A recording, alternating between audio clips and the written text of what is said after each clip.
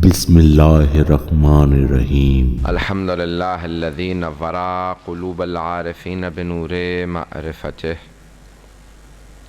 واثبت فؤاد انبیائہ واولیائہ بقصص الانبیاء والمرسلین واکمل ایمان المسلمین والمؤمنین بولایت علی امیر المؤمنین علیہ السلام۔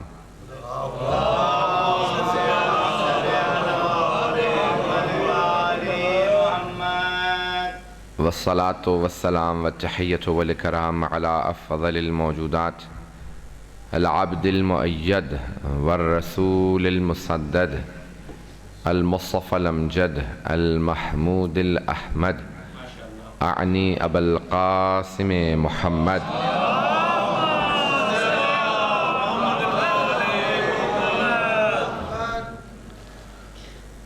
وعلى روحه ونفسه وسحرہ ووسیہ سید الاتقیاء والاسفیاء مولا الموالی امام المتقین علی بن ابی طالب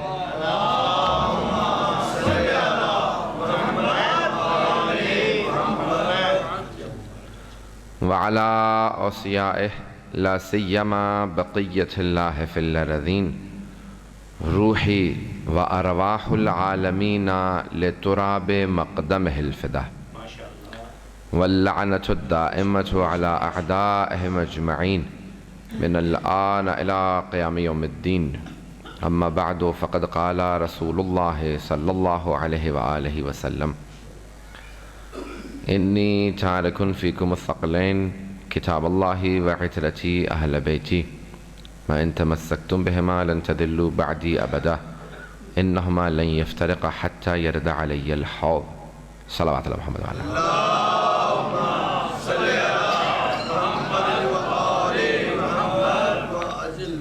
سورہ فاتحہ کی درخواست کی گئی مرحوم سید مہدی حسن ابن محمد مجتبیٰ اور اس خاندان کے جملہ مومنات کے لیے، تمام حاضرین کے مرحومین کے لیے، تمام شہداء ملت جعفریہ کے لیے۔ الفاتحہ۔ بسم اللہ الرحمن الرحیم الحمد للہ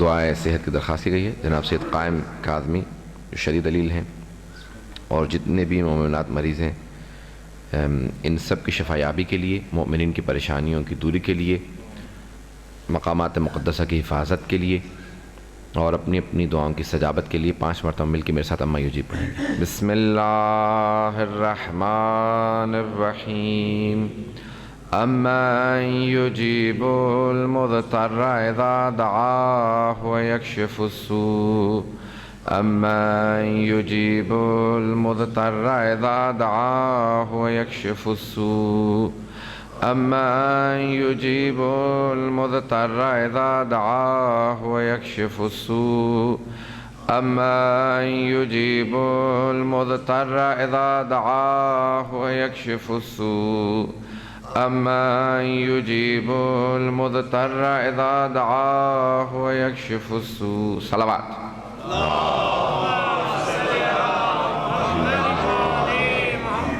وعجل فرجهم۔ موضوع قرآن و اہل بیت کے عنوان سے آپ کی خدمت میں یہ مجالس پیش کر رہا ہوں۔ کل پہلی مجلس تھی، آپ لوگوں کے ساتھ میرا پہلا اتفاق ہے اور موضوع بہرحال کتاب و اہل بیت، کتاب و سنت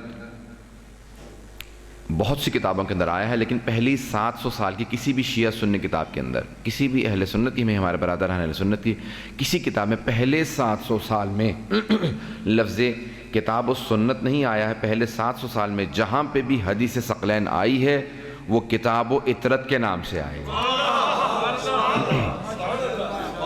جہاں جہاں پہ بھی آئی ہے کتاب و عطرت کے نام سے آئی ہے۔ اور میں نے کل پیش کیا تھا کہ پیغمبر اسلام نے قرآن اور لفظ اہل بیت استعمال نہیں کیا، بلکہ اللہ کی کتاب اور میری عطرت میرے اہل بیت کہا۔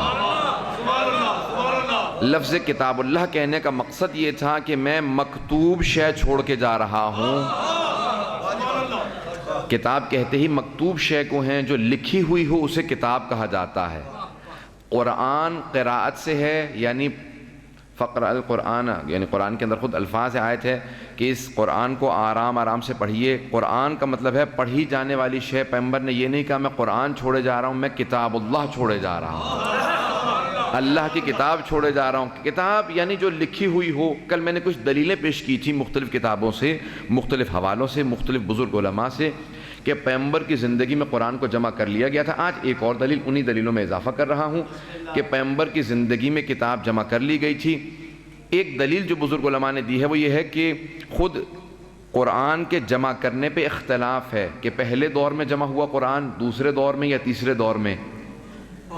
یہ اختلاف خود اس بات کی دلیل ہے کہ ان ادوار میں جمع نہیں ہوا۔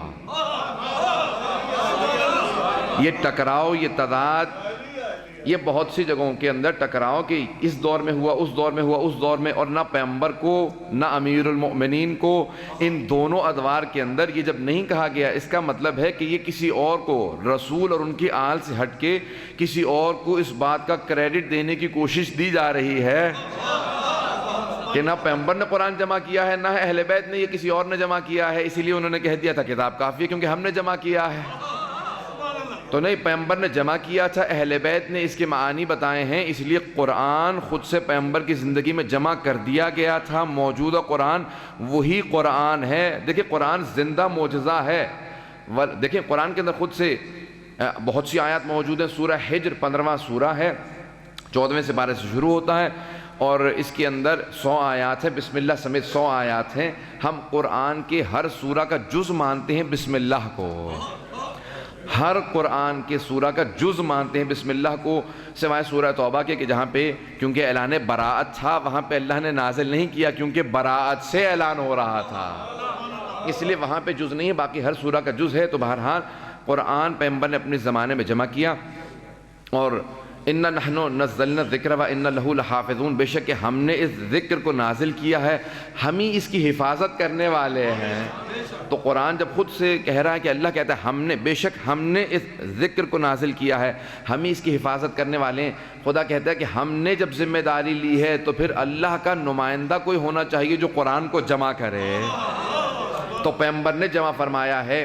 اور میں نے کل پیش کر دیا تھا کہ امیر المؤمنین نے شأن نزول بتایا تھا، وہ جو آپ قرآن لے کے آئے تھے۔ بہت سے لوگوں نے کہا کہ آج قرآن پیغمبر اسلام کا جو مختلف جگہوں پہ موجود تھا ضائع ہوتا نظر آ رہا ہے، تو آپ نے کہا تھا میں شأن نزول کے ساتھ قرآن پیش کر رہا ہوں، نیا قرآن نہیں تھا، ہر آیت کا شأن نزول موجود تھا۔ مولانا نے جو قرآن پیش کیا تھا وہ نیا قرآن نہیں تھا، قرآن وہی تھا، اس کے اندر ہر آیت کا شأن نزول موجود تھا، کون سی آیت کس کی شان میں نازل ہوئے۔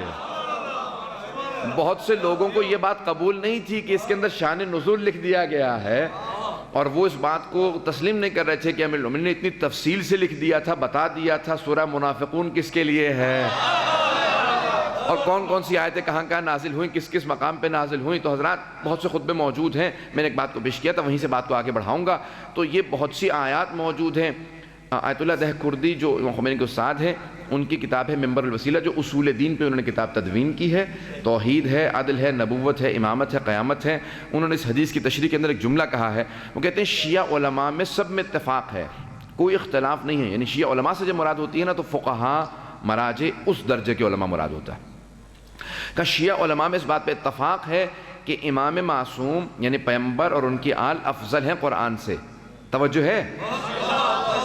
وہ فرماتے ہیں کہ اس بات پہ اتفاق ہے شیعہ علماء میں، آیت اللہ دہ کردی کہتے ہیں اپنی کتاب کے اندر کہ، اور نصوص موجود ہے، میں تفصیل سے پوری مجلس اس موضوع پہ نہیں پڑھوں گا، صرف چند دلیلیں پیش کروں گا اور بات کو آگے بڑھا دوں گا۔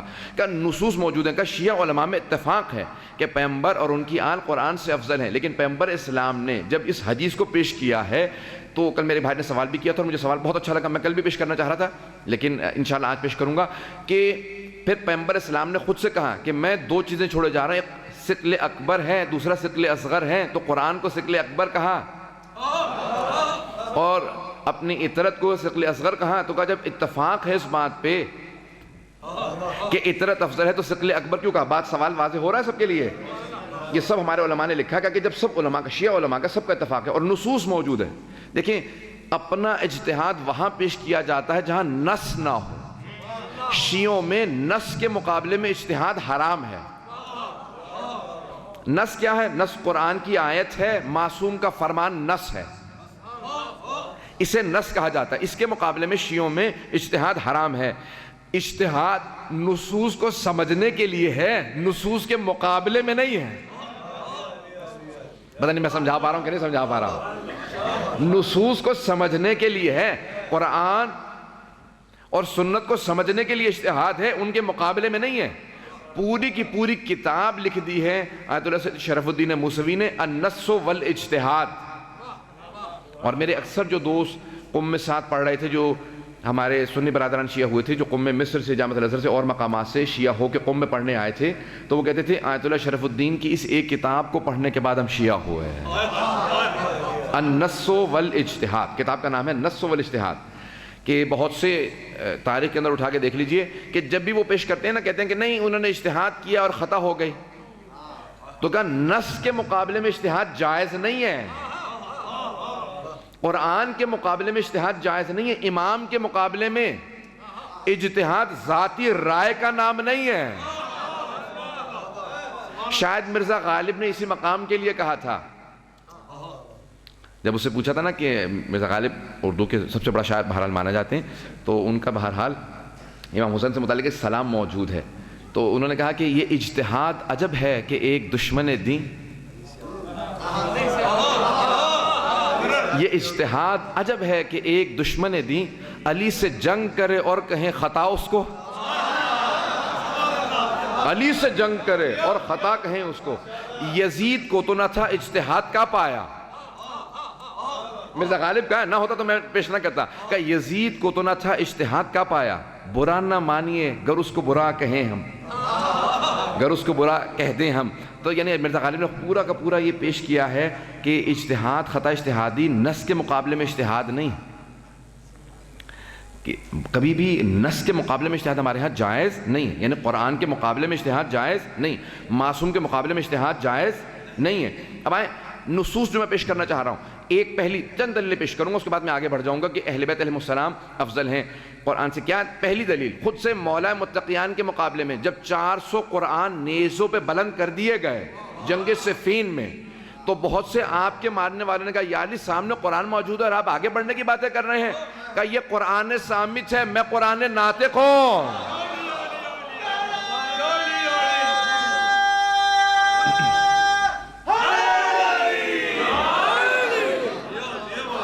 یہ قرآن صامت ہے, میں قرآن ناطق ہوں. صامت یعنی خاموش قرآن, ناطق یعنی بولتا ہوا قرآن. صامت قرآن ہے, قرآن ناطق ہے, بولتا ہوا قرآن. حضرات ہمارا عقیدہ یہ ہے, اگر اہل بیت کو لکھی ہوئی شکل و صورت میں دیکھنا ہے تو قرآن کو دیکھ لو, اور قرآن کو انسانی شکل میں دیکھنا ہے تو اہل بیت کو. تو پیغمبر اور ان کی آل لکھا ہوا نہیں بلکہ بولتا ہوا قرآن ہے. تو حضرات بولتا ہوا قرآن ہے, تو یہ ایک دلیل ہے جو میں نے پیش کی ہے. آئیں ذرا قرآن سے ایک دلیل پیش کر دیتا ہوں, اور پھر ایک تیسری دلیل پیش کروں گا اہل بیت کی فضیلت پہ. اگر اس کے بعد بھی بات واضح نہ ہو تو پھر میں اور دلیلیں پیش کروں گا. اگر آپ لوگ قائل ہو گئے تو میں تیسری دلیل کے بعد بات کو آگے بڑھا دوں گا. تو ایک دلیل میں نے پیش کی ہے, دو دلیلیں اور پیش کرنا سننا چاہ رہے ہیں حضرات. آئیں ذرا حضرات دو دلیلیں اور پیش کرنا چاہتا ہوں. دو دلیلیں کیا ہیں؟ دوسری, خود سے قرآن کہتا ہے کہ سنوریہم آیاتنا فی الآفاق وفی انفسہم حتی یتبین لہم انہ الحق. اللہ کہتا ہے کہ میں ان سب انسانوں کو اپنی نشانیاں دکھاؤں گا. فی الآفاق وفی انفسہم, آفاق میں نشانیاں دکھاؤں گا, ہرائزن میں دکھاؤں گا, یا آپ کی سادہ زبان میں کہوں کہ خاموش نشانیاں دکھاؤں گا. افق پہ نشانیاں یعنی کبھی سورج دکھاؤں گا, چاند دکھاؤں گا, ستارے دکھاؤں گا, یہ بھی میری نشانیاں ہیں لیکن یہ خاموش نشانیاں. وفی انفسہم, اور ان کے اپنے اندر اپنی نشانیاں دکھاؤں گا, یہاں تک کہ ان کے لیے ثابت ہو جائے کہ اللہ حق ہے. اللہ کہتا ہے دو طرح کی نشانیاں دکھاؤں, فی الآفاق وفی انفسہم. یہ پوری ایک بحث ہے ہمارے شیعہ علم کلام کے اندر, تھیولوجی کے اندر, ہمارے ہاں عقائد کے اندر پوری بحث ہے. دو طرح کی نشانیاں. میں اس کے اوپر پوری مجلس چاہوں تو اشرح بھی پڑھ سکتا ہوں, میں نے اشرح پڑھا بھی ہے, لیکن چند ایک صرف گفتگو مختصر کرنا چاہتا ہوں. کہا کہ فی الآفاق وفی انفسہم, آفاقی نشانیاں دکھاؤں گا اور انفسی نشانیاں دکھاؤں گا. انفسی یعنی بولتی ہوئی نشانیاں, آئیں ذرا دو دلیلیں پیغمبر کے لیے پیش کرنا چاہتا ہوں. پیغمبر کے لیے دیکھیں اللہ کہہ رہا ہے میں دو طرح کی آفاق میں نشانیاں ہوں گی اور انفسی نشانیاں ہوں گی. انفسی یعنی بولتی ہوئی، آفاق یعنی خاموش. اب سورج چاند ستارے، اللہ کہتا ہے کہ میں نے ہر چیز کو اے انسان تیرے لیے بنایا ہے. ایک صرف حدیث قدسی پیش کر رہا ہوں، بات کو آگے بڑھاؤں گا. کہا کہ یا ایھا الانسان خلقت الاشیاء لاجلک، میں نے ہر چیز کو تیرے لیے بنایا ہے. وخلقتک لاجلی، لیکن تجھے اپنے لیے بنایا. یہ سورج چاند ستارے، یہ دریا، یہ پھل، یہ سبزیاں، یہ بارش، یہ گھوڑے، یہ جانور، ہر چیز تیرے لیے بنائی ہے. ان کے بندے مت بننا، یہ تمہارے لیے بنی ہے. مادے کی چیزیں، ان مادی چیزوں کے بندے مت بننا، یہ تمہارے لیے ہیں، یہ تمہاری خدمت کے لیے ہیں، تمہیں اپنے لیے بنایا. حضرات یہ ہر چیز اللہ کے لیے بنی، ہر چیز انسان کے لیے، اور انسان خدا کے لیے بنا ہے. تو اب یہاں معصوم فرماتے ہیں دو طرح، قرآن کی آیت ہے، دو طرح کی نشانیاں، آفاقی اور انفسی، خاموش اور بولتی ہوئی.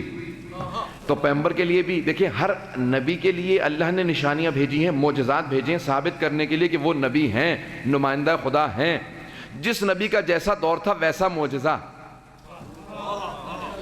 تو جیسا معجزہ تھا، ایک دلیل پیش کر دوں پھر اس بعد واپس اسی کے اوپر آؤں گا. ایک اور دلیل یہاں پہ میں نے کہا 3 دلیلیں پیش کروں گا، پہلے اس دلیل کو پیش کر دیتا ہوں، پھر یہ دوسری دلیل جو میں نے شروع کی ہے.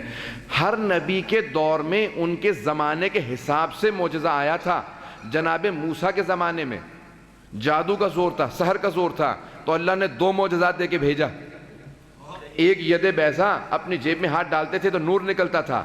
دوسرا عصا 2 اژدہا میں بدل جاتا تھا. توجہ ہے نا. جناب عیسیٰ کے زمانے میں اللہ نے کیا معجزہ دیا؟ ایک تو وہ ٹھوکر لگاتے تھے قم بإذن ربک کی، مردے کو زندہ کر دیتے تھے. اور ہاتھ کبھی کسی بیمار پہ ہاتھ لگاتے تھے، نابینا کو ہاتھ لگاتے بینائی آ جاتی تھی، بہرے کو ہاتھ لگاتے شنوائی آ جاتی تھی، گونگے کو ہاتھ لگاتے اس پہ گویائی آ جاتی تھی. تو حضرات یہ معجزات ان انبیاء کے تھے. انبیاء افضل تھے. پتہ نہیں بات واضح ہو سکے کہ نہیں. وہ معجزات ان انبیاء کی نبوت ثابت کرنے کے لیے تھے. انبیاء اپنے معجزوں سے افضل تھے. وہ معجزات ان انبیاء کے لیے تھے. پیغمبر کی نبوت آج تک باقی ہے، اس لیے ان کا ایک معجزہ آج تک باقی ہے جس کا نام قرآن ہے. تو قرآن پیغمبر کی نبوت ثابت کرنے کے لیے تھا. پیغمبر افضل تھے. تو 2 دلیلیں ہو گئی ہیں. پیغمبر کا ایک معجزہ قرآن ہے، ایک معجزہ پیغمبر کا قرآن ہے جو ان کی نبوت کے اس بات کے لیے تھا. البتہ مسلمانوں کا ایک گروہ ایسا ہے جو کہتا ہے پیغمبر کی کوئی معاذ اللہ حقیقت نہیں ہے، کوئی حیثیت نہیں ہے، وہ صرف قرآن پہنچانے آئے تھے. تشیع کا نظریہ یہ نہیں ہے، بلکہ اکثر مسلمانوں کا نظریہ یہ نہیں ہے. وہ کہتے ہیں خود پیغمبر ایک بولتا ہوا زندہ جیتا جاگتا قرآن ہے. تو حضرات میں اس دلیل پہ واپس آ رہا ہوں جو دوسری دلیل، 2 دلیلیں میں پیش کر چکا ہوں آپ کے سامنے کہ پیغمبر کا ایک معجزہ ہے اس لیے پیغمبر افضل ہیں. اور اگر پیغمبر افضل ہیں تو جو نفس پیغمبر ہے،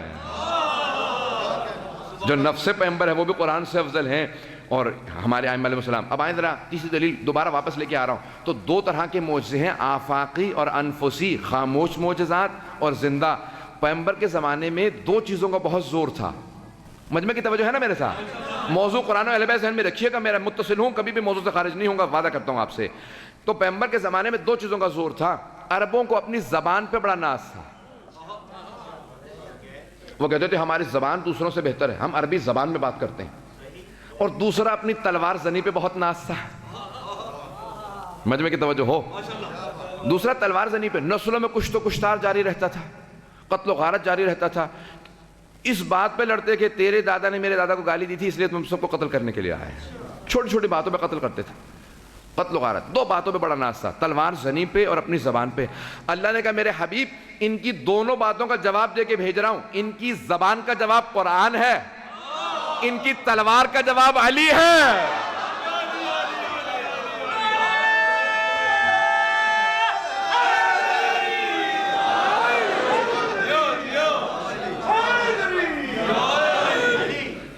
آپ نے غور فرمایا کہ ان کی دونوں چیزوں کا جواب دے کے بھیج رہا ہوں.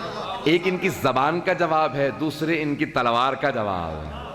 تو پیغمبر کے 2 زندہ معجزے ہیں. تو حضرات اب پیغمبر کو 2 معجزات عطا کیے گئے اور ایک خاموش ہے، ایک بولتا ہوا ہے. قرآن خاموش لیکن جواب ہے، ثبوت ہے پیغمبر کے لیے، دلیل ہے۔ اور کیا دلیل ہے؟ آئیں سورہ رعد کی 14واں سورہ ہے، آخری آیت ہے کہ وَيَقُولُ الَّذِينَ كَفَرُوا لَسْتَ مُرْسَلًا، اور وہ جو کافر ہیں کہتے ہیں کہ آپ رسول نہیں ہیں۔ قُلْ كَفَىٰ بِاللَّهِ شَهِيدًا بَيْنِي وَبَيْنَكُمْ وَمَنْ عِنْدَهُ علم الکتاب، اے میرے حبیب کہہ دیجئے ان کافروں سے جو آپ کو مسلمان رسول نہیں مانتے کہ تمہارے اور میرے بیچ میں صرف اور صرف 2 دلیلیں کافی ہیں اس بات کو ثابت کرنے کے لیے کہ میں رسول ہوں، 2 گواہ کافی ہیں، 2 شاہد کافی ہیں، ایک اللہ، قُلْ كَفَىٰ بِاللَّهِ اللہ کافی ہے، اور دوسرا کون؟ وَمَنْ عِنْدَهُ علم الکتاب، دوسرا وہ جس کے پاس پوری کتاب کا علم ہے۔ شہیدم بینی و بینکم من عنده علم الکتاب، پوری کتاب، علم الکتاب، الکتاب الاستغراق کے لیے ہے۔ پتہ نہیں توجہ ہے یا نہیں ہے؟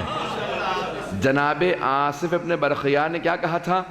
جناب آصف ابن برخیار نے کہا تھا کہ میں پلک جھپکنے کی مدت، میں تفصیلات میں نہیں جا رہا ہوں، واقعہ سب کے ذہنوں میں ہوگا، پلک جھپکنے کی مدت سے پہلے تخت بلقیس کو لے آؤں گا۔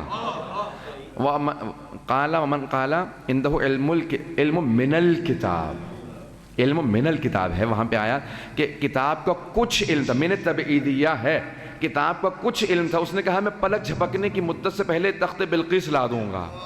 تو چھٹے امام سے پوچھا کہ مولا جناب سلیمان خود نے تخت بلقیس لا سکتے تھے؟ کیا جناب سلیمان خود تخت بلقیس نہیں لا سکتے تھے؟ کہا لا سکتے تھے۔ تو کہا پھر جناب آصف سے کیوں کہا؟ کہ وہ چاہتے یہ تھے کہ ان کی امت پہ ان کے وسیع کا مقام ثابت ہو جائے، کہ وہ جانتے تھے لا سکتے تھے لیکن چاہتے تھے ان کی امت پہ واضح ہو جائے کہ ان کا وسیع کون ہے۔ تو کہا وسیع نے کہا جس کے پاس کتاب کا کچھ علم تھا، کچھ علم تھا، پورا علم نہیں تھا۔ چھٹے امام سے، 5ویں امام سے پوچھا کہ کتنا علم تھا؟ کہا 73 اسماء اعظم ہیں، 73 اسماء اعظم ہیں، حق الیقین میں ہے، اصول کافی میں ہے، بحار الانوار میں ہے، بہت سی اور کتابوں کے اندر روایت موجود ہے، ذمہ داری سے پیش کر رہا ہوں، مستند روایت ہے، علامہ مجلسی نے میرات العقول میں بھی لکھی ہے تشریح میں کہ مستند ہے روایت، کہ 73 اسماء اعظم ہیں۔ آصف ابن برخیار کے پاس ایک اسم اعظم تھا جو پلک جھپکنے کی مدت سے پہلے تخت بلقیس کو لے آئے، کہ ہم اہل بیت کے پاس 73 میں سے 72 اسماء اعظم ہیں، کہ وہ جو ایک اللہ نے ہمیں نہیں دیا اس نے فرق رکھا کہ وہ خالق ہے، ہم مخلوق ہیں، ایک کا فرق رکھا کہ وہ خالق ہے، ہم مخلوق ہیں، کہ 73 میں سے 72 اسماء اعظم ہمارے پاس ہیں، کہ ایک اسم اعظم تھا پلک جھپکنے کی مدت سے پہلے لے آئے، کہ ہمارے جد علی کے پاس 72 اسماء اعظم، تو 72 اسماء اعظم پیش کیا۔ تو حضرات یہاں پہ جو دلیل پیش کر رہے ہیں، کہا ایک وہ جس کے پاس پوری کتاب کا علم ہے، پوری کتاب کا علم ہے، وہ دلیل کے طور پہ، اگر کوئی اور دلیل اور ثبوت نہ ہوتا پیغمبر کی رسالت کو ثابت کرنے کے لیے تو ایک علی کافی تھے۔ اس آیت کی روح سے پیش کر رہا ہوں سورہ رات کے لیے، کہ کوئی اور دلیل نہ ہوتی تو علی بن ابی طالب دلیل کے طور پہ کافی تھے۔ تو توجہ اگر مجمع کی ہوگی تو اب یہاں پہ کہا ایک خاموش دلیل ہے اور ایک بولتی ہوئی دلیل ہے پیغمبر کے لیے۔ اگر بات ذہن میں ہو، میں نے کہا قرآن و اہل بیت کو ذہن میں رکھیے گا، تو ایک بولتی ہوئی دلیل اور ایک خاموش، خاموش قرآن ہے، بولتے ہوئے علی ہے۔ اب پیغمبر اسلام چلے گئے، امیر المومنین کو بھی دو ثبوت چاہیے۔ پتہ نہیں کچھ لوگ پہنچ رہے ہیں، کچھ کو مجھے پہنچانا پڑے گا، بھئی انگلی پکڑ کے بھی چلانا آتا ہے مجھے۔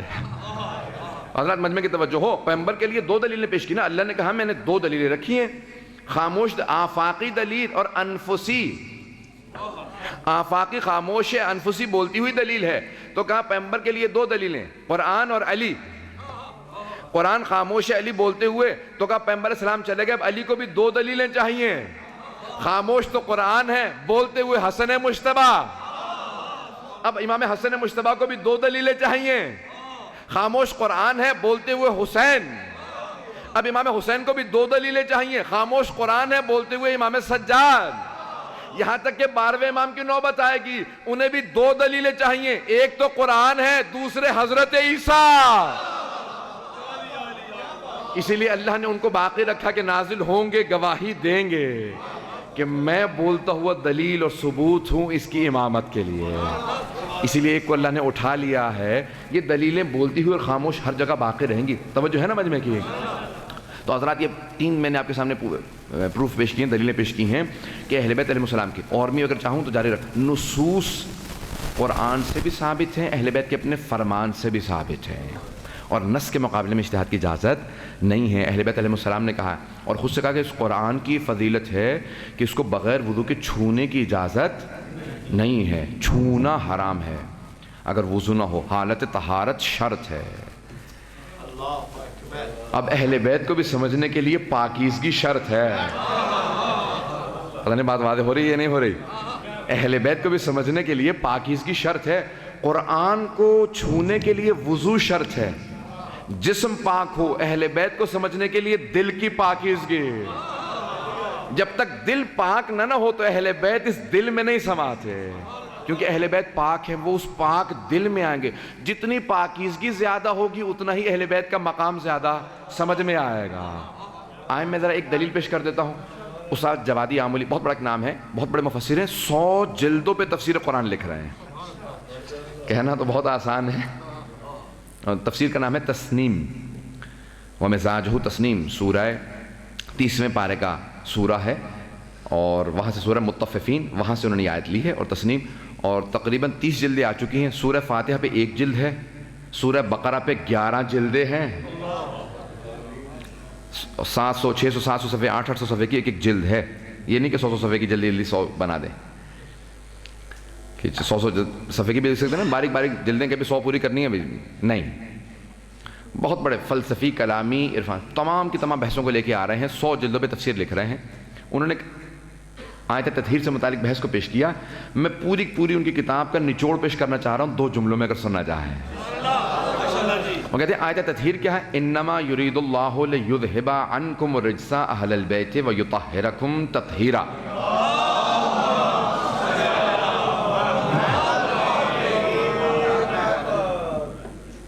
آیت تطہیر کو کیسے پیش کیا؟ وہ کہتے ہیں کہ انما یرید اللہ لیذھب عنکم الرجس، پوری بحث ہے، مجھے صرف چند مطالب وہاں سے پیش کرنے، اگر آپ چاہیں گے تو میں جاری رکھوں گا قرآن و اہل بیت کے عنوان سے۔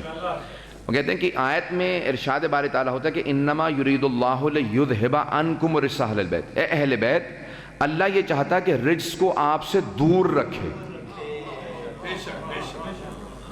بہت سے لوگ پہنچ رہے ہیں، توجہ مجمع کی ہو۔ اللہ فرماتا ہے کہ اے اہل بیت، میں رجس کو آپ سے دور رکھنا چاہتا ہوں، رجس کو۔ انما یرید اللہ لیذھب عنکم الرجس، اے اہل بیت، اللہ بس یہ چاہتا ہے کہ آپ سے رجس کو دور رکھے۔ کچھ لوگ پہنچ رہے ہیں، یہ نہیں کہا کہ اے اہل بیت، اللہ آپ کو رجس سے دور رکھنا چاہتا۔ اگر اللہ یہ کہتا نا کہ میں اے اہل بیت آپ کو رجس سے دور رکھوں گا، سارے مجمع کی توجہ، اگر اللہ یہ فرماتا ہے نا کہ اے اہل بیت میں آپ کو دور رکھوں گا رجس سے، تو مفہوم یہ نکلتا اہل بیت جانے کی کوشش کریں گے رجس کی طرف، لیکن اللہ دور رکھے گا۔ لیکن اللہ نے فرمایا اے اہل بیت میں رجس کو دور رکھوں گا، یعنی رجس آنے کی کوشش کرے گا، میں رجس کو آپ سے دور رکھوں گا۔ تو ایک بات ثابت ہو گئی کہ جو بھی اہل بیت سے دور ہو وہ رجس ہے۔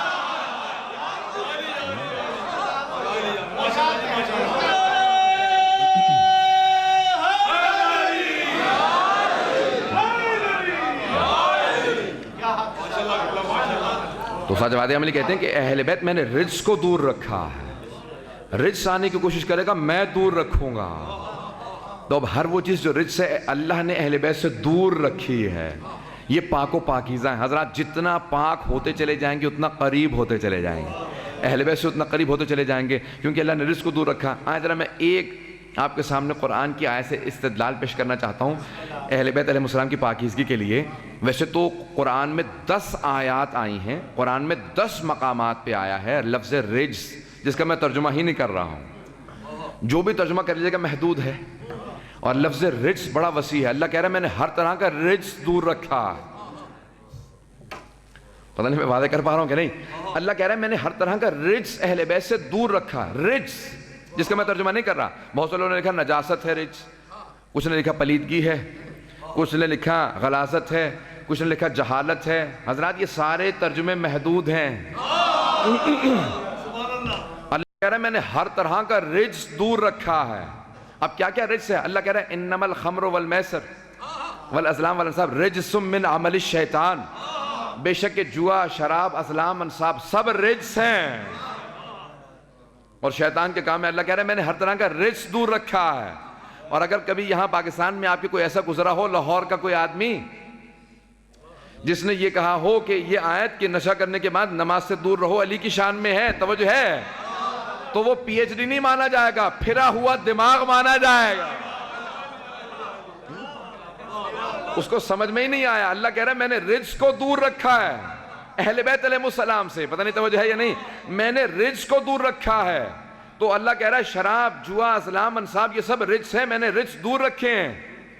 ایک اور آیت پیش کر دوں، اللہ کہہ رہا ہے فَاجْتَنِبُوا رِجْسًا مِنَ الْأَوْثَانِ وَاجْتَنِبُوا قَوْلَ الزُّورِ، دو اور اللہ نے رجس یہاں پیش کیے ہیں۔ اللہ کہتا ہے بت پرستی رجس ہے، قول زور، زبردستی بات کا منوانا رجس ہے۔ اللہ کہہ رہا ہے میں نے ہر رجس اہل بیت سے دور رکھا ہے، رجس کو دور رکھا ہے۔ تو پیشانی بتوں کے سامنے جھکنا، آئیں ذرا دیکھتے ہیں، ہمارے اہل سنت برادران کہتے ہیں کہ سارے صحابہ رضی اللہ عنہم ہیں سوائے ایک علی بن ابی طالب کے۔ وہ کہتے ہیں علی بن ابی طالب رضی اللہ عنہ نہیں ہے، وہ ہے کرم اللہ وجہہ۔ بھئی بہت سے لوگ پہنچ گئے ہیں، ہمارا نظریہ نہیں ہے، ہمارا ہے علیہ السلام ہے، صلوات اللہ وسلامہ علیہ ہیں، لیکن وہ کہتے ہیں نہیں، علی ہے کرم اللہ وجہہ، اللہ نے ان کے چہرے پہ کرم کیا ہے۔ کیا کرم کیا ہے؟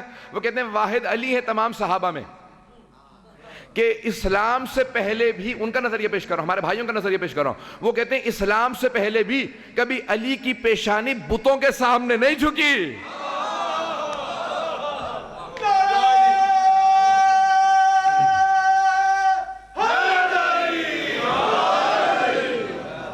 وہ کہتے ہیں واحد پیشانی ہے علی کی، اسلام سے پہلے بھی کبھی بتوں کے سامنے نہیں جھکی، علی کی پیشانی، یہ اللہ نے ان کے چہرے پہ کرم کیا ہے۔ توجہ ہے یا نہیں ہے؟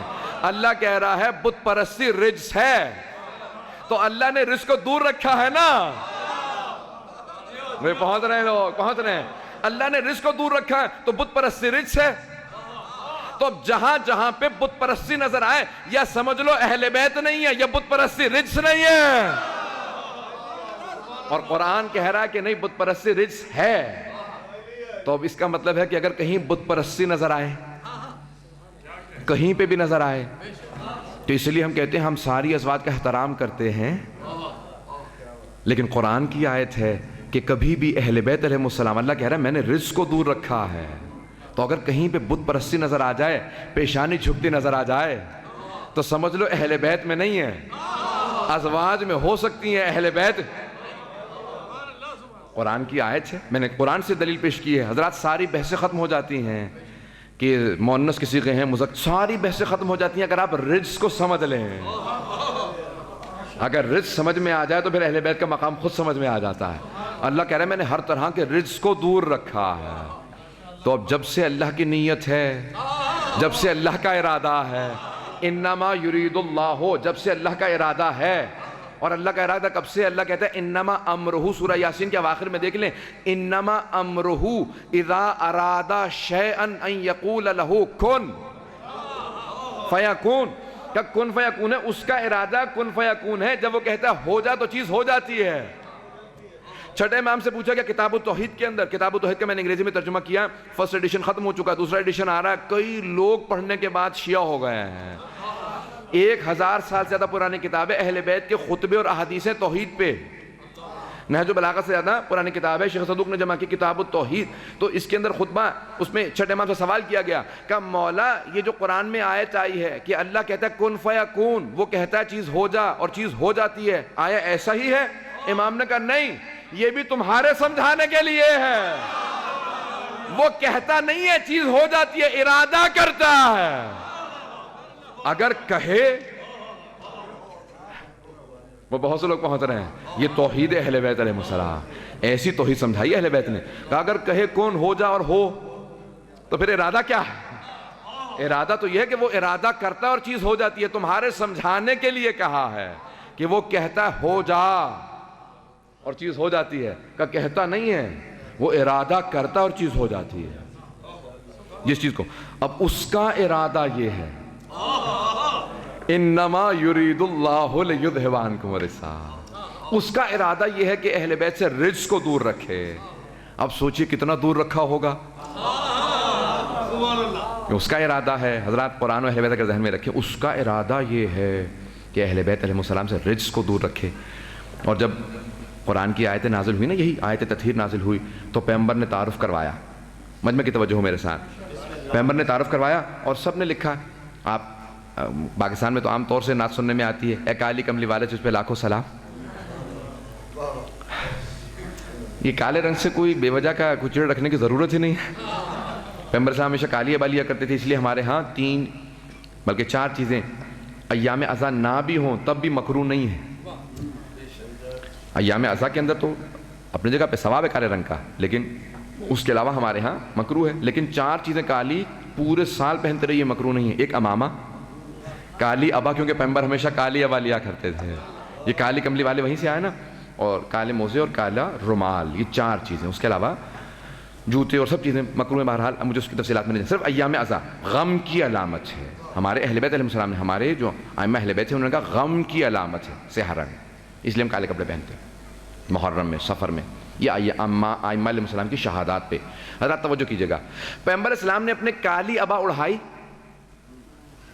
اور کہا اللہم ان ہؤلاء اہل بیتی، یہی صحیح مسلم کے اندر آیا، یہی دوسرے مقامات پہ آیا ہے۔ پیغمبر اسلام نے ہاتھ کا اشارہ کالی ابا اڑھا کے کہا اللہم ان ہؤلاء اہل بیتی۔ جملہ میں نے پیش کر دیا، تھوڑی سی تشریح چاہوں گا کیونکہ آپ حضرات، میں چاہتا ہوں سب پہنچ جائیں۔ حضرات پیغمبر نے کالی رنگ کی ابا اڑھائی،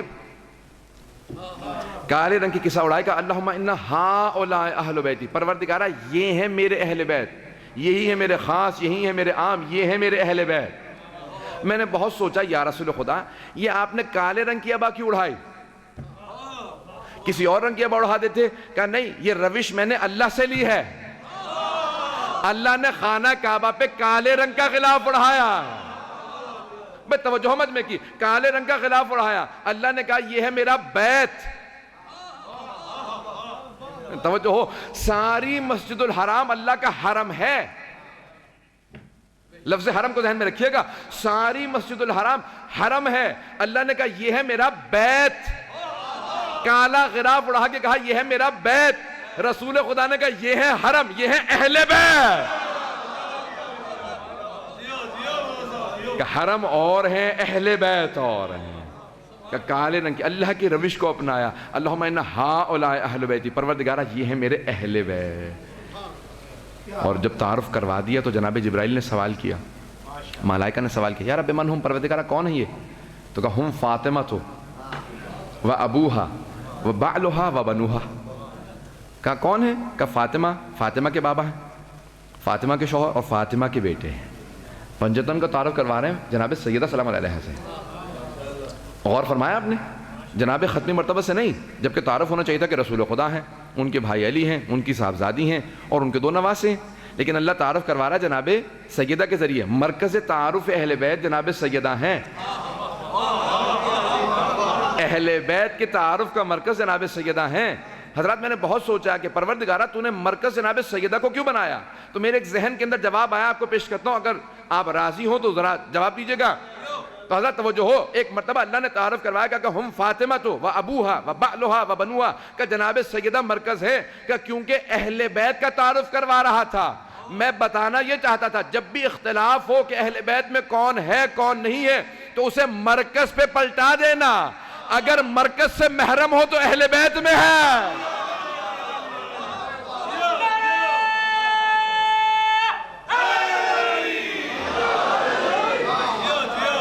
اگر مرکز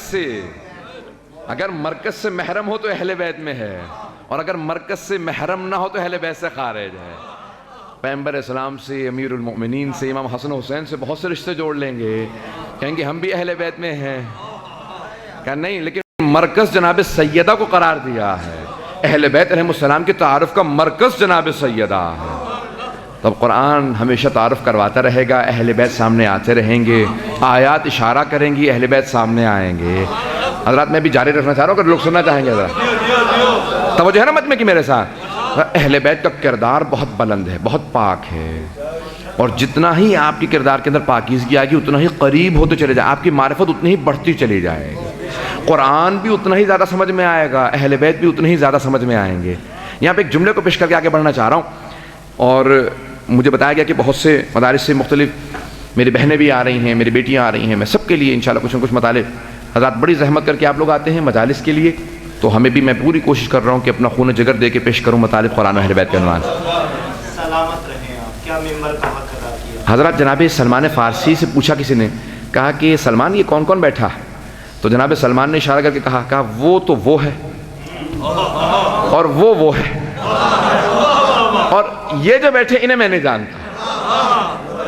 اب ایک صاحب ساتھ میں کھڑے تھے، انہوں نے سن لیا جناب سلمان کو کہ انہوں نے اشارہ کر کے امیر المؤمنین کی طرف کہا انہیں نہیں جانتا، فوراً گئے کہا یا رسول خدا میں نے خود اپنی آنکھوں سے دیکھا، کانوں سے سنا، سلمان نے علی کی طرف اشارہ کر کے کہا انہیں نہیں جانتا۔ پیغمبر اسلام مسکرانے لگے، کہا سلمان کو بلاؤ۔ جناب سلمان آئے، کہا سلمان اسے سمجھا دے۔ پہنچ رہے ہیں بہت سے بزرگ، بہت اچھا تھا، آپ بہت اچھا سن رہے ہیں، یہ نہیں کہا مجھے سمجھا دے، اگر فرماتے نا مجھے سمجھاتے تو پھر یہ عصمت سے کم بات ہے، کیونکہ آپ سمجھ رہے تھے کہ کیوں کہا، تقاضا عصمت کچھ اور ہے۔ کہ سلمان اسے سمجھا دے کیوں کہا کہ علی کو نہیں جانتے؟ کہ یا رسول خدا آپ ہی نے فرمایا ہے کہ اللہ کو کوئی نہیں جانتا سوائے آپ کے اور علی کے، آپ ہی نے فرمایا ہے کہ آپ کو کوئی نہیں جانتا سوائے اللہ کے اور علی کے، اور آپ ہی نے فرمایا کہ علی کو کوئی نہیں جانتا سوائے اللہ کے اور آپ کے، نہ میں اللہ ہوں نہ میں آپ، بس یہی اقرار کیا کہ میں علی کو نہیں جانتا۔ پیغمبر اسلام نے فوراً کہا اب سمجھ میں آیا کہ سلمان نے کیوں کہا میں علی کو نہیں جانتا۔ کہا یا رسول خدا یہ میرے ذہن میں بات نہیں آئی تھی۔ حضرات آپ نے توجہ کی نا، تو میں یہ پیش کرنا چاہ رہا ہوں کہ قرآن و اہل بیت کا مقام بہت زیادہ ہے، جتنا اندازہ لگاتے چلے جائیں گے نا، جتنا سوچیں گے، جہاں تک آپ کی پہنچ ہے اس سے بالاتر ہے قرآن و اہل بیت، اس سے بالاتر ہیں، بس ہم یہ سمجھے ہیں کہ ہم نہیں سمجھے، ہم یہ سمجھے ہیں کہ ہم نہیں سمجھے، جتنا ہم سمجھیں وہ اس سے زیادہ مقام رکھ قرآن و اہل بیت۔ حضرات یہ بہت مقام ہے، آئیں ذرا دیکھیں، میں ایک صرف مثال جو دینا چاہ رہا تھا کہ اہل بیت علیہ السلام فرماتے ہیں کہ جتنا ظلم سے دور ہوتے چلے جاؤ گے اتنا ہم سے قریب ہوتے چلے جاؤ گے، کیونکہ ظلم اہل بیت سے بہت دور ہے، یہاں تک کہ آپ امیر المومنین فرماتے ہیں کہ میرے دامن پہ اتنا بھی دھبا نہیں دکھا سکتے، ظلم کا اتنا سا دھبا نہیں دکھا سکتے کہ ایک چونٹی جب ایک گندم کا دانہ اپنے منہ میں اٹھا لے، آٹا کھانے کے بعد چھلکے کو پھینکنا چاہے، کہ اس سے پہلے کہ وہ چونٹی چھلکے کو اپنے منہ سے پھینک دے میں علی اس کے منہ سے نہیں نکالتا۔ پتہ نہیں واضح ہوئی بات یا نہیں، بہت بڑا جملہ ہے کہ اس سے پہلے کہ وہ خود پھینک دے میں اس کے منہ سے نہیں نکالوں گا، اتنا سا بھی ظلم نہیں میرے دامن پہ دکھا سکتا کوئی۔ بہت بڑا ایک لبنان کا عیسائی رائٹر ہے جارج جورڈیک، اس نے کتاب لکھی ہے پوری الصوت العدالت الانسانیہ، انگریزی میں ترجمہ ہے The Voice of Human Justice، صدائے عدالت انسانی۔ وہ کہتا ہے انسانی عدالت کی آواز کا نام علی ہے، عیسائی ہے وہ کہتا ہے انسانی عدالت کی آواز کا نام علی ہے، وہ خود ہی کہتا ہے، وہ کہتا ہے تاریخ میں، کتاب کا نچوڑ پیش کر رہا ہوں، کہتا ہے تاریخ میں ظلم کی وجہ سے حکمران بہت سے ہیں جن کو مارا گیا ہے، شدت ظلم کی وجہ سے بہت سے تاریخ میں مورخین نے بہت سے حکمران لکھے ہیں جنہیں شدت ظلم کی وجہ سے قتل کر دیا گیا، کہ لیکن علی بن ابی طالب واحد تاریخ کا مورخ لکھنے پہ مجبور ہے کہ واحد ہستی ہیں جنہیں شدت عدالت کی وجہ سے، شدت عدالت کی وجہ سے، شدت عدالت کا عدالت برداشت نہیں کر پا رہے تھے لوگ، تو حضرات مومن عادل ہوگا۔ میں پیش کرنا چاہ رہا ہوں، کل میں انشاءاللہ تفصیل سے اس موضوع پہ پیش کروں گا کہ مومن عادل ہے، ظلم نہیں کرے گا۔ ان الشرک لظلم عظیم، قرآن کی آیت ہے، جناب لقمان کہتے ہیں اپنے بیٹے سے بیٹا سب سے بڑا اللہ کی ذات پہ ظلم شرک ہے، کبھی بھی ظلم نہ کرنا، اللہ پہ ظلم نہ کرنا، شرک نہ کرنا۔ شرک کیا ہے؟ بہرحال ابھی آپ کے پاکستان کے لیے نہیں، لیکن میں جو پیش کرنا چاہتا ہوں بہرحال جو پاکستان سے متعلق ہیں چیز ان کو پیش کروں، تو ظلم نہیں ہونا چاہیے، حاکم رعیت پہ ظلم نہ کرے، ایک بہت بڑا ظلم ہے. اب آپ کہیں گے ہمارے سے متعلق ہے، یہ تو حکمرانوں کو سنا ہے. حتیٰ یہاں تک کہ انسان جو غضب کی آنکھ سے کسی کو دیکھتا ہے یہ بھی ظلم ہے. مولا سے پوچھا مولا یہ ظلم کیوں ہے؟ کہا کیونکہ انسان اس کو آنکھیں نکال کے دیکھتا ہے جو اپنے سے کمزور ہوتا ہے. کہا جو کمزور ہوتا ہے انسان اس کو آنکھیں نکال کے، کیونکہ اگر کوئی طاقتور ہو انسان اس کو جانتا ہے یہ میری آنکھیں نکال لے گا. بھی کسی انسان اپنے سے طاقتور کو دیکھے گا آنکھیں نکال کے، کہا یہ بھی میری آنکھیں نکال لے گا. کمزور کو دیکھتا ہے. علم نفسیات کی کتاب ایک مثال دی ہے، میں اس مثال کو پیش کے بات کو تمام کر رہا ہوں، مسائل پہ آ جاؤں گا. وہ کہتے ہیں کہ ایک دفتر کے اندر ایک باس تھا، اس نے اپنے محکوم کو کسی بات پہ ڈانٹا. کہا تم نے کام صحیح نہیں کیا، تمہیں کچھ آتا نہیں ہے، تم یہ ہو وہ. بیچارہ وہ کچھ نہیں کہہ سکا کہ نہیں یہ غلط، اتنی میری غلطی نہیں جتنا آپ نے ڈانٹ دیا. ہمارا غصہ اس کو بہت زیادہ تھا. اب وہ اس کا باس تھا، اس کو تو کچھ نہیں کہہ سکتا تھا. گھر میں آیا، اب سارا اس نے غصہ بیوی پہ نکال دیا. کھانا بنانا نہیں آتا، بچوں کی صحیح تربیت نہیں کرتی ہو، یہ نہیں کرتی ہو، وہ نہیں کرتی، گھر میں صفائی نہیں ہے. شروع اب اس نے کہا بھی جتنا کام پورے دن سے لگی ہوئی. بیوی نے کہا شوہر کو تو کچھ نہیں کہہ سکتی، یہ پتہ نہیں کسی اور زمانے کی بات ہوگی، آج کل تو ہر طرح سے ظلم ہے. اس بیوی نے کیا کیا، اس نے بڑے بچے کو جا کے مارا. کہا ہمیشہ تو چھوٹے بھائیوں کو مارتے ہو، یہ کرتے ہو، وہ کرتے ہو. چھوٹے بھائی نے بڑے بھائی نے چھوٹے بھائی کو مارا، چھوٹے بھائی نے اس سے چھوٹے بھائی کو مارا. چھوٹے بھائی نے دیکھا میں کسی کو نہیں مار سکتا، میں تو سب سے کمزور ہوں. اس نے کھلونا توڑ دیا. پتہ نہیں بات واضح ہو رہی ہے نہیں ہو رہی. سائیکالوجی کتاب سے مثال لے کے آیا ہوں. علم نفسیات میں پورا خلاصہ جو ہے وہاں میں نے کہا پوری کتابوں کا میں آپ کے سامنے خلاصہ پیش کرتا ہوں. اندازہ صرف وہی لگا سکتا ہے جو خود محقق ہو کہ اتنی میں آپ کے سامنے خون جگر پیش کر رہا ہوں. وہ کہتا ہے یہ کھلونا نہ ٹوٹتا اگر ان میں سے کوئی بھی ایک آدمی اس چین کو توڑ دیتا جو ظلم کی چل رہی تھی. کہ ان میں سے ایک آدمی اپنا حق چھوڑ دیتا نا، کہتا ٹھیک ہے بھئی میرے پہ ظلم ہوا، میں دوسرے پہ کیوں ظلم کروں. اگر ایک آدمی اس ظلم کی کڑی کو توڑ دیتا تو کھلونا نہ ٹوٹتا. کہ اس بچے نے کھلونے کو اس لیے توڑا کہ وہ چاہتا تھا میں اپنے اوپر جو ظلم ہوا کس پہ نکالوں. یہ جو آپ پاکستان میں فرسٹریشن دیکھ رہے ہیں لوگوں کے اندر، اس سے اچھا میرے ذہن میں کوئی لفظ نہیں آ رہا تھا اردو کا، یہ جو آپ لوگوں کے اندر بے چینی دیکھ رہے ہیں، اضطراب دیکھ رہے ہیں، یہ اس ظلم کے نشانی ہے جو حاکم کر رہا ہے اور محکوم ایک دوسرے کے اوپر آگے اسے ظلم کی نشانیاں دکھا رہے ہیں. کوئی ایک آدمی تو ہو نا جو اس کڑی کو توڑ دے. پتہ نہیں بات واضح کر پا رہا ہوں کہ نہیں کر پا رہا ہوں. کوئی ایک ایسا ہونا چاہیے جو اس کڑی کو توڑ دے تاکہ وہ کھلونے نہ ٹوٹیں جو بچے توڑ رہے ہیں. حضرات یہ ظلم نہیں، کبھی مومن کبھی ظلم نہیں کرے گا. ہمارے مولا کہتے ہیں کن مظلوما ولا تکن ظالما. اگر ہمارے ماننے والے ہو تو مظلوم بن جانا، ظالم نہ بننا، کیونکہ اہل بیت پہ سب سے زیادہ ظلم ہوا. میں نے بات کو تمام کر دیا. تو جتنا بھی رکھیں ہر انسان خیال رکھے کہ میں ظلم نہ کروں، چاہے آنکھوں سے ہو، ہاتھ سے تو بہت زیادہ بڑھ جاتا ہے، لیکن آنکھ سے بھی ظلم نہ ہو. جتنی محبت، جتنی اہل بیت سے آپ کی محبت زیادہ ہوگی اتنا ظلم سے دور ہوتے چلے جائیے گا. حضرات آئیں ذرا میں ایک مثال پیش کرنا چاہتا ہوں امام زین العابدین کی زندگی سے.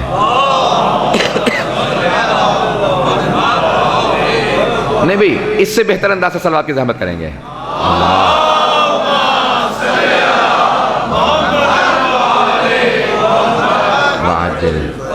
بات پہنچ رہی ہے حضرات تک؟ حضرات بے انتہا اہل بیت افضل ہیں. مولا سجاد ایک اونٹنی پہ سوار ہیں اور اونٹنی بہت زیادہ اٹکیلیاں کر رہی ہے. یہاں تک بعض روایات میں کہ وہ اونٹ اور گھوڑے بھی پہچانتے تھے، معرفت رکھتے تھے کہ ہم پہ امام ہے. اور وہ علامہ مجلسی نے حق الیقین میں لکھا کہ راہور ہو جاتا تھا جانور، بوڑھا نہیں ہوتا تھا. تو وہ اونٹنی اٹکیلیاں کر رہی تھی، بہت زیادہ اچھل رہی تھی کہ مجھ پہ امام. تو امام نے ایک مرتبہ وہ جو ہاتھ میں چابک تھا اٹھایا، کہا لولا القصاص لضربتک. اگر تجھے بھی مارنے کا قصاص نہ ہوتا تو میں ضرور مارتا. یہ مولا اونٹنی سے نہیں کہہ رہے، یہ ہم سے کہہ رہے ہیں. یہ مولا ہمیں ایک سبق دے رہے ہیں کہ حتیٰ جانور کو بھی مارنے کا قصاص ہے، حساب ہے. تشدد نہ کرنا، ظلم نہ کرنا. حضرات روایات کے الفاظ ہیں، میں بہت سے افراد اب پتہ نہیں عادی ہیں یا نہیں ہیں، میں مصائب تھوڑے سے طولانی پڑھتا ہوں اور سخت ترین مصائب پڑھتا ہوں. اہل بیت علیہ السلام نے کہا کہ ہمارے فضائل بے شک کم پڑھنا لیکن مصائب میں بخل نہ کرنا، کیونکہ ہمارے مصائب سے جو ہم پہ ظلم ہوا ہے وہ واضح ہوتا ہے. تو میں اس لیے مصائب میں بالکل بھی بخل نہیں کرتا، بڑی تفصیل سے پڑھتا ہوں. تو حضرات سنیں کہ بہت سے افراد برداشت بھی نہیں کر پاتے. میں کل بھی دیکھ رہا تھا بہت سے افراد بہت زیادہ گریہ کر رہے تھے. میں مصائب تفصیل سے پڑھوں گا. حضرات جملوں کو سنیے گا. اہل بیت علیہ السلام فرمایا، 100 گرام والے محمد میں آیت اللہ اشتہاردی نے کہا ہے کہ وہ جو مائن چلی تھی نا کربلا سے، انہوں نے بچوں کو نہیں پکڑا ہوا تھا. ماؤں نے بچوں کو نہیں پکڑا ہوا تھا. یہ آپ جملے سب واعظین ذاکرین سے سب خطباء سے علماء سے سنتے رہتے ہیں کہ ماؤں کے ہاتھ پس گردن بندھے تھے. ماؤں کے ہاتھ بندھے ہوئے تھے نا. ماؤں نے بچوں کو نہیں پکڑا ہوا تھا, بچوں نے ماؤں کے گلوں میں ہاتھ ڈالے تھے. بچوں نے ماؤں کو پکڑا ہوا تھا. معالی سبتین میں ہے کہ کئی مرتبہ بچوں کی آنکھ لگ جاتی تھی. اللہ اکبر. سخت جملے, مجھے معاف کیجیے گا, اولاد والے بیٹھے. فرماتے ہیں کئی مرتبہ بچوں کے ہاتھ چھوٹ جاتے تھے. اگر ہاتھ چھوٹتا تھا نا تو بچہ پھر پشت ناقہ سے زمین پہ آتا. اونٹ کی پشت سے بچہ گرتا تھا, جیسے گرتا تھا نا بعض اوقات اونٹ کے پاؤں میں آ کے مر جاتا تھا, یا پچھلے اونٹ کے پاؤں میں, یا پھر بچہ تڑپ تڑپ کے مر جاتا تھا, رو رو کے مر جاتا تھا. آج بھی اگر آپ اس راستے سے جائیں نا, کربلا سے دمشق جس راستے سے بیویاں گئی تھی, تو اس راستے میں آپ کو پورے راستے میں جگہ جگہ بچوں کی قبریں ملیں گی, اور ہر جگہ پہ یہی لکھا, قبروں کے اوپر یہی لکھا, یہ حسین کے بیٹے کی قبر ہے, یہ حسین کی بیٹی کی قبر ہے. علماء نے بڑی بحث کی ہے کہ امام حسین علیہ السلام کی اتنے بیٹے بیٹیاں نہیں تھے, تو پھر یہ اتنی قبریں, اتنے بچے, ہر بچے کی قبر پہ لکھا ہے یہ حسین کا بیٹا ہے. اگر لڑکا تھا تو لکھ دیا حسین کا بیٹا, اور اگر لڑکی تھی تو لکھ دیا حسین کی بیٹی ہے. پھر ایک عالم دین نے تحقیق کی, کہا یہ ایسا کیوں ہوا؟ انہوں نے جواب لکھا ہے. وہ کہتے ہیں کہ ہوا ایسا ہے کہ نہ جانے کس کس ماں کی گود اجڑی ہے, اسیروں میں سے نہ جانے کتنی ماں کی گودیں اجڑی. جب بچہ گرتا تھا نا تو بعد میں ایک لاش ملتی تھی آنے والے, وہ کہتے تھے کس کا بچہ گرا؟ کہا یا حسین کے اسیروں کا قافلہ گزرا. تو وہ کیا کرتے تھے لوگ؟ وہ کہتے تھے بچے کو دفنا دو, ہو نہ ہو یہ حسین کا بیٹا ہوگا, ہو نہ ہو یہ حسین کی بیٹی ہوگی. تو ہر قبر پہ لکھ دیا گیا یہ حسین کی بیٹی کی قبر ہے, یہ حسین کی بیٹی کی قبر ہے. اب روایات کے الفاظ ہیں 42 بچے گرے ہیں. جملے میں نے پیش کر دیے, بڑے سخت جملے ہیں, بس بھی اولاد والے بیٹھے کیسے پیش کروں. اگر کسی گھر میں چھوٹا بچہ ہو نا, ذرا ایک مرتبہ بچے کو دیکھ کے سوچئے گا, اگر ماں کی آنکھوں کے سامنے ایک چھوٹا بچہ گر جائے اور ماں کو اجازت نہ ہو اس بچے کو بلانے کی, اس بچے کو دوبارہ گود میں لینے کی, اجرکم اللہ, کتنی ماؤں کی گودیں اجڑی ہیں. یہ امام حسین کے بچے نہیں ہیں, لیکن امام حسین ہی کے بچے ہیں, کیونکہ امام حسین کے ماننے والوں کے بچے تھے. شیخ عباس کرمانی نے, مقتل شیخ الرئیس ہے ان کا, مقتل ہے شیخ عباس کرمانی کا, اور اس کا نام ہے شاہکار آفرینش, مقتل شیخ الرئیس. وہاں پہ روایت لکھی ہے ریاض القدس سے, اور بہت سے ہمارے پرانے مقاتل سے انہوں نے روایت نقل کی ہے. تعجب نہ کیجئے گا, روایات آپ سنتے رہتے ہوں گے, اس روایت کو پیش کر رہا ہوں. کہا کہ مختلف مقامات پہ بچے گرتے رہتے تھے, مائیں تڑپتی رہتی تھی. ایک مقام پہ جناب رباب کی گود سے ایک چھوٹی سی بچی گر گئی. کہ بچی کا گرنا تھا, وہ نیزہ جس پہ امام حسین کا سر تھا وہ زمین میں گڑ گیا, وہ آگے نہیں بڑھتا تھا. ایک مرتبہ ان ظالموں میں سے ایک آیا, ہاتھ میں درہ تھا, سید سجاد کی پشت تھی. کہا قیدی اپنے بابا سے پوچھو یہ سر آگے کیوں نہیں بڑھتا؟ کہا بابا میری کمر میں طاقت نہیں رہی. بابا ذرا انہیں بتائیے آپ کے سر آگے کیوں نہیں بڑھتا؟ کہا سجاد میرے سینے پہ سونے والی.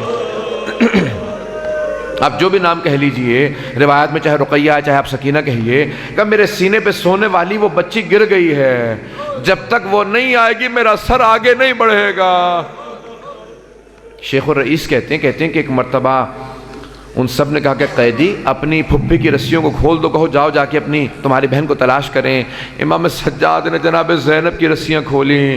کہا پھپھی اماں ذرا میری بہن کو تلاش کیجیے. اب جناب زینب آواز دینے لگیں, ایک یتیمہ بچی کو بار بار آواز دیتی تھی.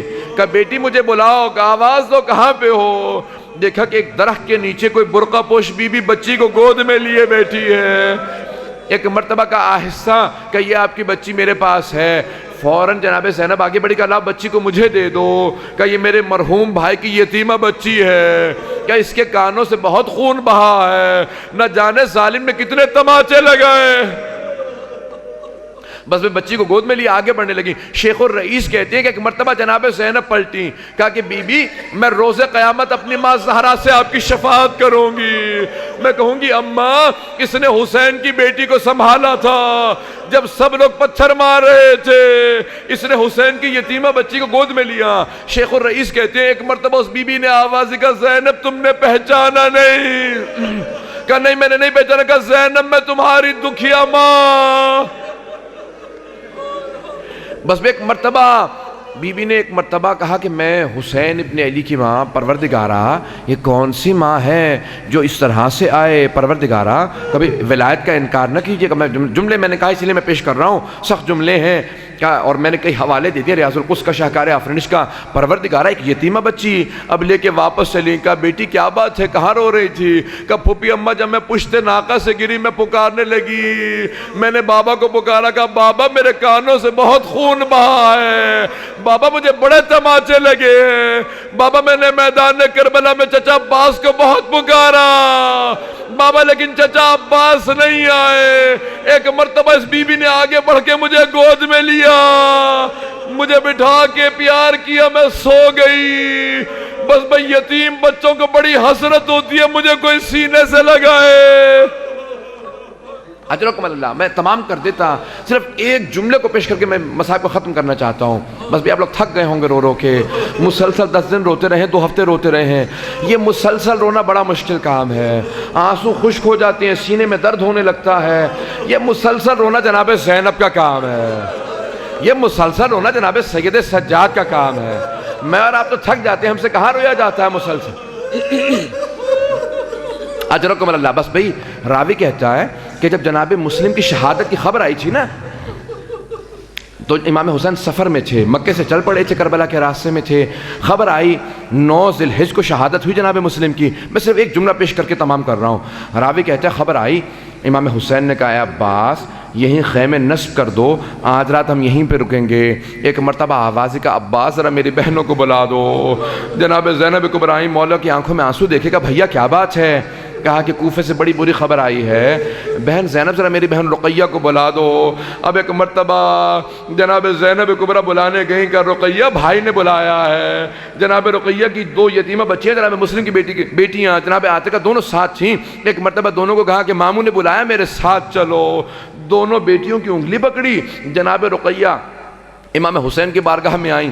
جیسے امام حسین نے بہن کو دیکھا نا کھڑے ہوئے, ایک مرتبہ اپنا شفقت کا ہاتھ اپنی بھانجی کے سر پہ رکھا, جناب عاتقہ کے سر پہ ہاتھ رکھا. ہاشمی بچی تھی, سمجھ گئی, کہا مامو جان میرے بابا کی خیریت ہے, میرے بابا خیریت سے. میرے مولا نے کہا بیٹی آج سے میں تیرا باپ ہوں, کہا بیٹی آج سے میں تیرا باپ ہوں. بچی نے فوراً تڑپ کے کہا مامو مجھے بتائیے میرے بابا کیسے ہیں. کہا کہ بیٹی آپ کے بابا کی شہادت ہو گئی. اب بچیاں تڑپ کے رونے لگیں. ایک مرتبہ آواز کا بہن زینب ذرا میری صندوقچی لے کے آؤ. جناب زینب صندوقچی لے کے آئیں, جس جملے کے لیے میں نے زحمت دی ہے. ایک مرتبہ جناب زینب صندوقچی لے کے آئیں. میرے مولا نے 2 بالیاں نکالی. راوی کہتا ہے میرے مولا نے اپنے ہاتھوں سے جناب مسلم کی یتیمہ جناب عاتقہ کا کانوں میں بالیاں پہنائیں. جب بالیاں پہنائی نا تو ایک 4 برس کی بچی کھڑی دیکھ رہی تھی. وہ دیکھ رہی تھی کہ اگر کوئی بچی یتیم ہو جائے تو اس کے سر پہ شفقت کا ہاتھ رکھا جاتا ہے, اس کے کانوں میں نئی بالیاں پہنائی جاتی ہے. جب شام غریبہ آئی بچی نے کہا میں یتیم ہو گئی, کوئی میرے سر پہ شفقت کا ہاتھ رکھے, کوئی مجھے نئی بالیاں پہنائے. اتنے میں دیکھا شمر آ رہا ہے. جب اس نے سر پہ ہاتھ رکھا بی بی کا بالوں کو چھڑانا مشکل ہو گیا. جب اس نے بالیاں نوچی بی بی نے تڑپ کے کہا بابا آپ کا کردار مختلف ہے. اللہم صلی علی محمد و آل محمد.